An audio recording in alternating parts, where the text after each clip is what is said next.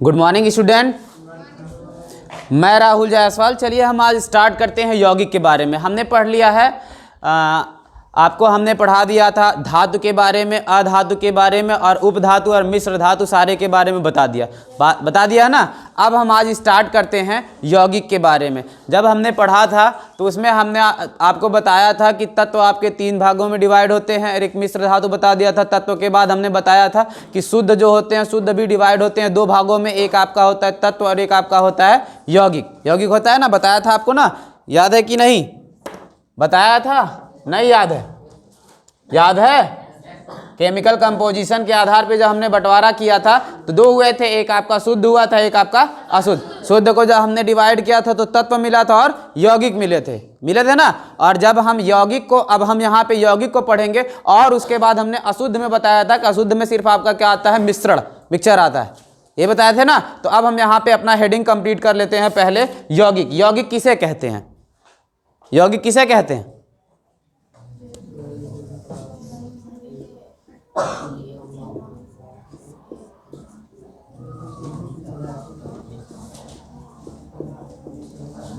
यौगिक किसे कहते हैं? लिखिए, वह शुद्ध पदार्थ, वह शुद्ध पदार्थ जो 2 या 2 से अधिक तत्वों, 2 या 2 से अधिक तत्वों के निश्चित अनुपात, के निश्चित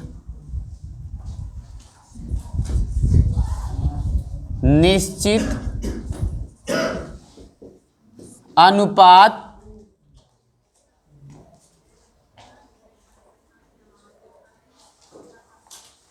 में संयोग से, निश्चित अनुपात में संयोग से प्राप्त होता है, उसे हम यौगिक कहते हैं। ठीक है। और इसकी कई परिभाषाएं हैं। जैसे अब अगर हम ये कहते हैं जब 2 या 2 से अधिक तत्वों को एक निश्चित अनुपात में रासायनिक संयोजित किया जाता है, रासायनिक संयोजन किया जाता है, तो भी हम इसे क्या कहते हैं? यौगिक कहते हैं। ठीक है।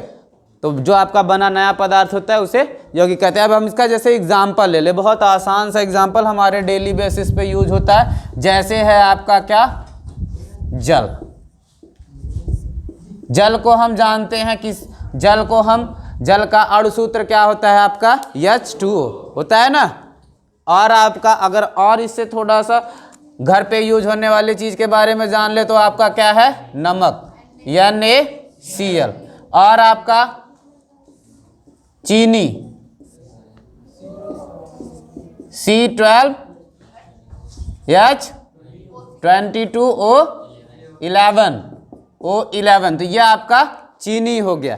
और आपका जैसे आपका क्या है? फिटकरी, K2SO4Al2SO4 का होल थ्राइस इंटू 24H2O। तो ये सब क्या है आपके? देखिए तत्व से मिलके बन रहा है। इसमें 2 तत्व हैं, हाइड्रोजन और ऑक्सीजन। इसमें भी आपका 2 तत्व है, सोडियम और क्लोरीन। ठीक है। उसके बाद आपका इसमें कार्बन है, हाइड्रोजन और ऑक्सीजन है ना।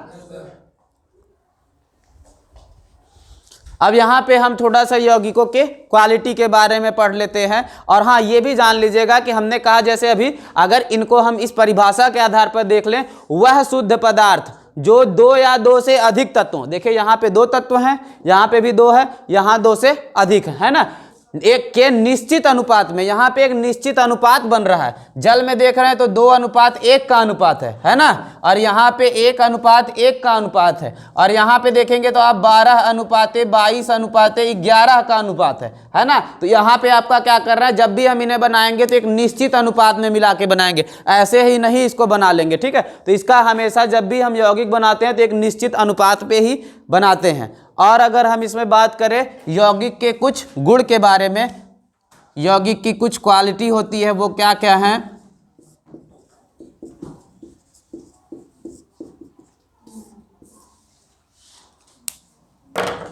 प्रॉपर्टीज ऑफ कंपाउंड लिखते हैं, लेकिन यहाँ हमें यही लिख लेते हैं यौगिक के गुण। अब इनका पहला क्वालिटी अगर देखेंगे,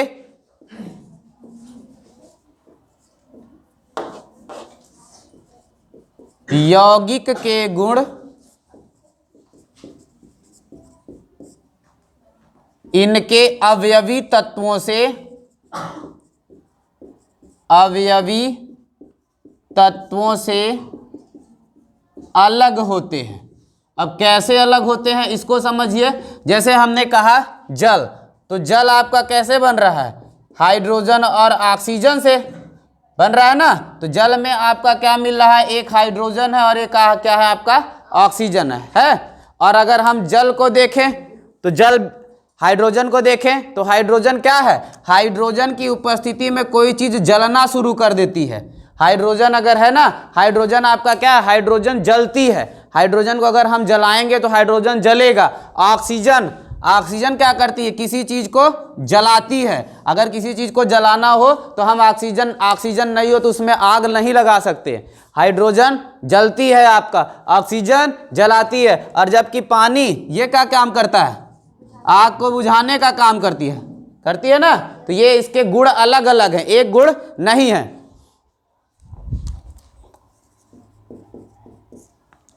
तो जल में हम देख रहे हैं हाइड्रोजन ऑक्सीजन। हाइड्रोजन का काम है जलाना, ऑक्सीजन को काम है जलना, ऑक्सीजन का काम है जलाना, और H2O जल का काम है आग को बुझाना। तो इनके गुण जो हैं अलग अलग है ना।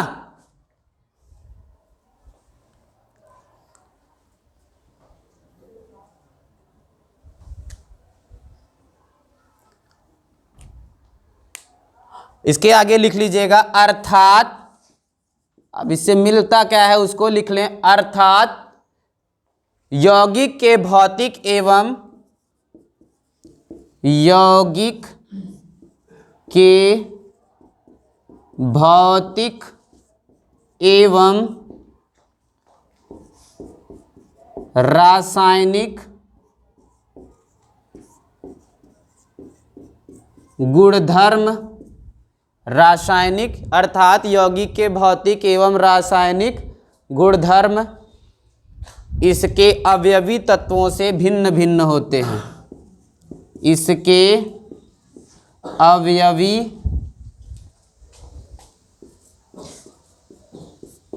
तत्वों से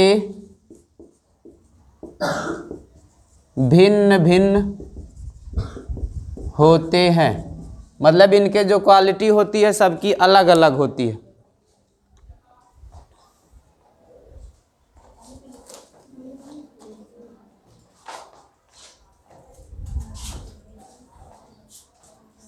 नोट कर लिया ये।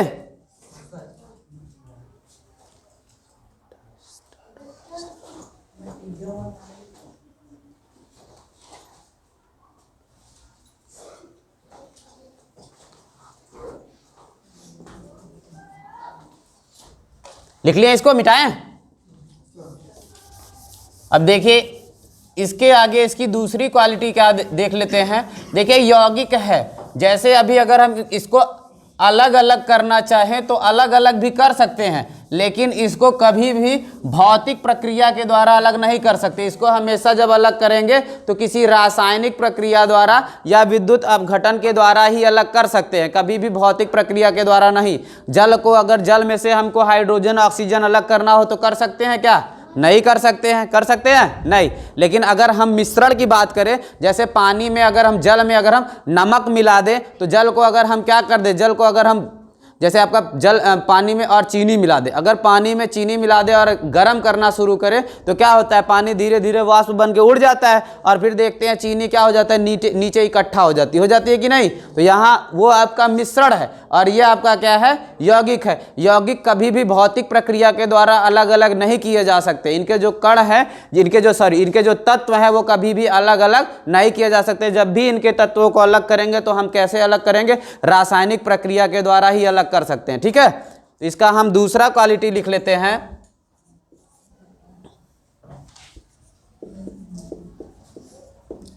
यौगिकों को रासायनिक एवं विद्युत प्रक्रियाओं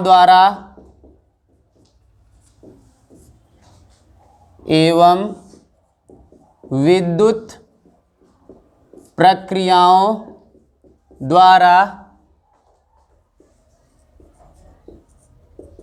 पृथक किया जा सकता है। पृथक किया जा सकता है। और इसके आगे लिखना चाहें तो लिख लीजिएगा, परंतु कभी भी हम इसको भौतिक प्रक्रिया द्वारा अलग नहीं कर सकते, परंतु इन्हें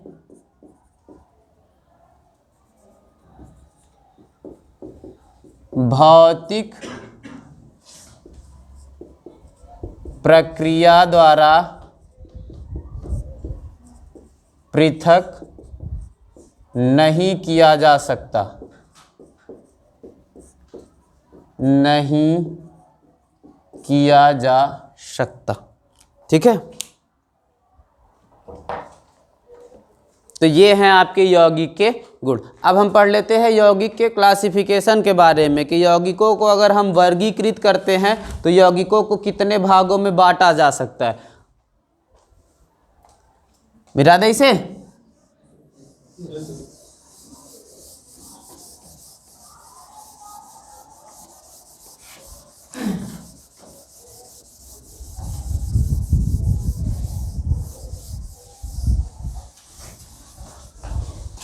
यौगिकों को कितने भागों में बांटा जा सकता है, या कितने भागों में आप जानते हैं? हाँ, कितने भाग में जानते हैं यौगिकों को?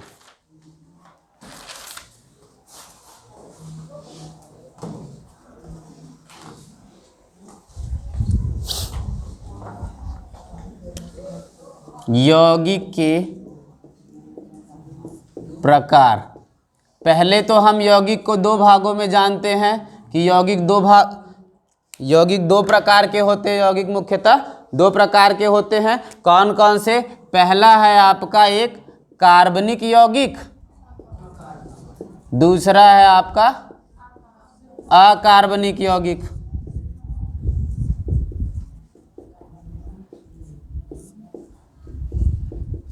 अकार्बनिक यौगिक। अब हम इसमें से एक को चूज कर लेते हैं और इसको पूरा पढ़ लेते हैं। कार्बनिक यौगिक किसे कहते हैं, कार्बनिक यौगिक के प्रकार कितने हैं, इन सबको पूरा टोटल पढ़ लेते हैं।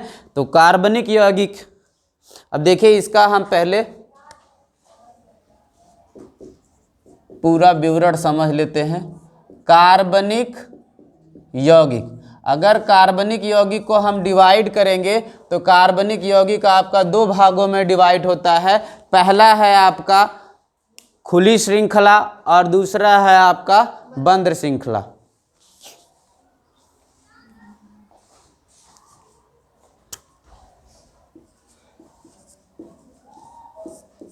खुली श्रृंखला या एलिफैटिक यौगिक, दूसरा है आपका बंद श्रृंखला, बंद श्रृंखला या चक्रीय यौगिक। चक्रीय, खुली श्रृंखला, इसको आप अगर इंग्लिश में लिखना चाहें तो ओपन चेन और एलिफैटिक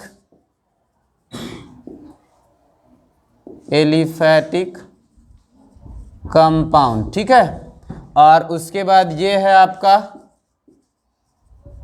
क्लोज्ड चेन और साइक्लिक कंपाउंड। साइक्लिक कंपाउंड, ठीक है। अब इसमें भी खुली श्रृंखला और चक्रीय श्रृंखला यौगिक जो हैं, अब इनके बारे में जान लेते हैं। तो खुली श्रृंखला यौगिक किसे कहते हैं? खुली श्रृंखला यौगिक उनको कहते हैं जो क्या करें। अब पहली चीज तो आप समझिए कार्बनिक यौगिक किसको कहते हैं। कार्बनिक यौगिक किसको कहते हैं? जिसमें कार्बन और हाइड्रोजन हो और उनके व्युत्पन्न हो, उसी को हम क्या कहते हैं, कार्बनिक यौगिक। कार्बनिक यौगिक में हम पढ़ते हैं सिर्फ किसके बारे में, हाइड्रोकार्बन। कार्बन और हाइड्रोजन जब एक दूसरे से जुड़ते हैं तो क्या बनाते हैं, हाइड्रोकार्बन। हाइड्रोकार्बन और हाइड्रोकार्बन के व्युत्पन्न को ही हम क्या कहते हैं, कार्बनिक यौगिक कहते हैं। और अकार्बनिक यौगिक किसको कहते हैं, हाइड्रोकार्बन के अलावा जितने भी यौगिक होते हैं सब आपके क्या होते हैं, अकार्बनिक यौगिक होते हैं। अब कार्बनिक यौगिक जब पढ़ रहे थे इसमें हमने आपको कहा खुली श्रृंखला या एलिफैटिक यौगिक, बंद श्रृंखला या चक्रीय यौगिक। खुली श्रृंखला यौगिक किसको कहते हैं, ओपन चेन और एलिफैटिक कंपाउंड। बंद श्रृंखला या चक्रीय यौगिक, खुली श्रृंखला में आप समझिए जिसमें कार्बन कार्बन एक दूसरे से सीधी रेखा में जुड़ता चला जाए, एकदम आपका ओपन चेन हो, कहीं पे आपका बंद आकृति ना बने, उसी को हम कहते हैं खुली श्रृंखला या एलिफैटिक यौगिक। बंद श्रृंखला उसको कहते हैं जहां कार्बन कार्बन एक दूसरे से जुड़ते वक्त ना कहीं पे क्या करेगा, बंद आकृति बना देगा, कहीं त्रिभुज बना देगा, कहीं चतुर्भुज बना देगा, कहीं आपका पंचभुज बना देगा। तो ये सब आपका किस में आएगा, बंद श्रृंखला में आएगा। अब खुली श्रृंखला के बारे में हम आपको बता दें तो खुली श्रृंखला भी दो भागों में डिवाइड होती है। एक है आपका संतृप्त, दूसरा है आपका असंतृप्त। संतृप्त, दूसरा है आपका असंतृप्त, जिसको कहते हैं इंग्लिश में सैचुरेटेड कंपाउंड और इसको कहते हैं अनसैचुरेटेड कंपाउंड।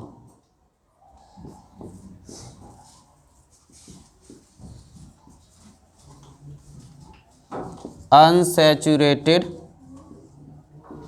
कंपाउंड, ठीक है। अब संतृप्त में भी जब हम आगे की तरफ पढ़ेंगे तो संतृप्त भी आपका, संतृप्त उनको कहते हैं जो क्या करे, जो कार्बन और हाइड्रोजन जब जुड़े एक जगह पे तो वो क्या करें, एक दूसरे से एक ऐसा यौगिक बनाए जो क्या करे, सिर्फ एक ही बंध में पूरा कंप्लीट कर दे। मतलब संतृप्त उनको कहते हैं जिसमें सिर्फ एक बंध, सिंगल बॉन्ड हो, उसी को हम क्या कहते हैं, संतृप्त। और संतृप्त में सिर्फ आपका क्या बनता है, एल्केन बनता है, एल्केन बनता है।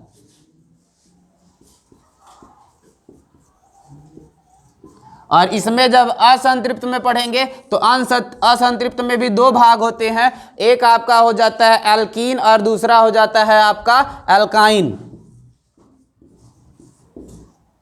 एल्कीन और दूसरा है आपका एल्काइन, ALKENE, एल्कीन। और उसके बाद है आपका ALKAINE, एल्काइन,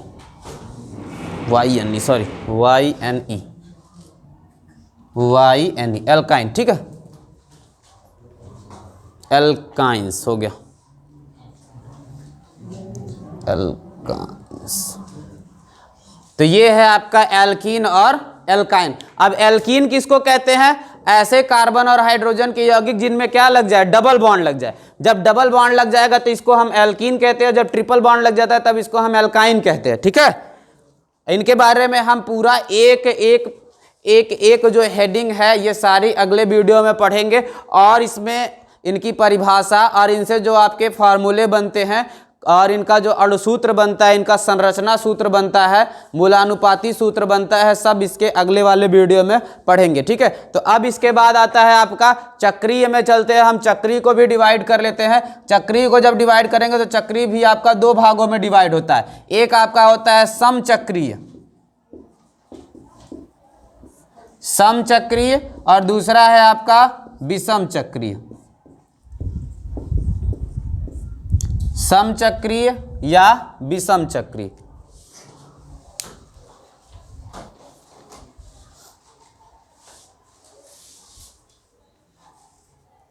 समचक्रीय को जब आप इंग्लिश में लिखेंगे तो लिख लीजिएगा, इसको कहते हैं हम होमोसाइक्लिक कंपाउंड्स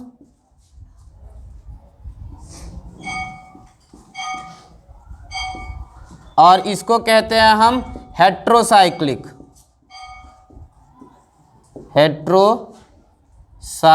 कंपाउंड, ठीक है। समचक्रीय को जब डिवाइड करेंगे तो समचक्रीय भी आपका दो भागों में बढ़ जाता है। समचक्री भी आपका दो भागों में बढ़ जाता है। एक आपका कहलाता है एरोमेटिक और दूसरा कहलाता है आपको एलिसाइक्लिक।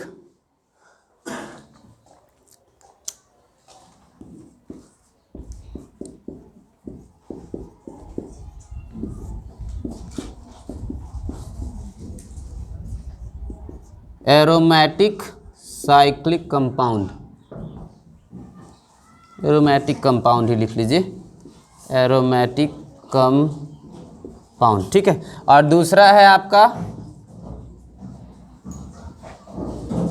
Alicyclic,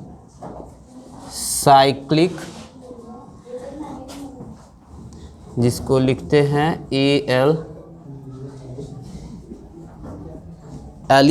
alicyclic. इसको अगर आप लिखेंगे तो लिख लीजिएगा ALICYCLIC की एलिसाइक्लिक कंपाउंड, एलिसाइक्लिक कंपाउंड।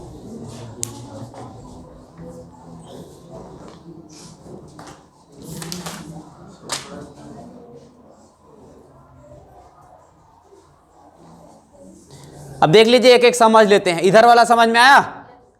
इसमें आपका खुली श्रृंखला को जब डिवाइड करते हैं तो दो भागों में जाता है, संतृप्त और असंतृप्त। संतृप्त को डिवाइड करते हैं तो एल्केन बनता है, असंतृप्त को डिवाइड करते हैं तो एल्कीन और एल्काइन बनता है। एल्केन किसको कहते हैं? जिसमें सिंगल बंध होता है, सिंगल बॉन्ड होता है, उसको एल्केन कहते हैं। जिसमें डबल बॉन्ड लग जाता है उसको एल्कीन कहते हैं। जिसमें ट्रिपल बॉन्ड लग जाता है उसको एल्काइन कहते हैं। बंध श्रृंखला किसको कहते हैं? जिसमें क्या करे, कार्बन कार्बन एक दूसरे से जब जुड़ना शुरू करे तो कोई एक बंध श्रृंखला बनाना शुरू करे, उसी को क्या कहते हैं? बंध श्रृंखला या चक्रीय यौगिक कहते हैं। अब बंध श्रृंखला के बारे में हमने जब पढ़ा तो एक समचक्री होता है, एक विषम चक्री होता है। समचक्री को जब डिवाइड करेंगे तो दो भागों में डिवाइड होगा। एक आपका क्या बनेगा? एरोमेटिक बनेगा, और एक आपका क्या बनेगा? एलिसाइक्लिक बनेगा। एरोमेटिक किसको कहते हैं? समचक्री किसको कहते हैं? ये सारी चीजें जो है हम अपने अगले वीडियो में पढ़ेंगे।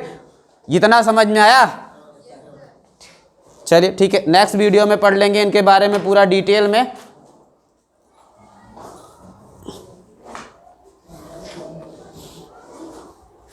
तो आज के वीडियो को यहीं समाप्त करते हैं। जय हिंद।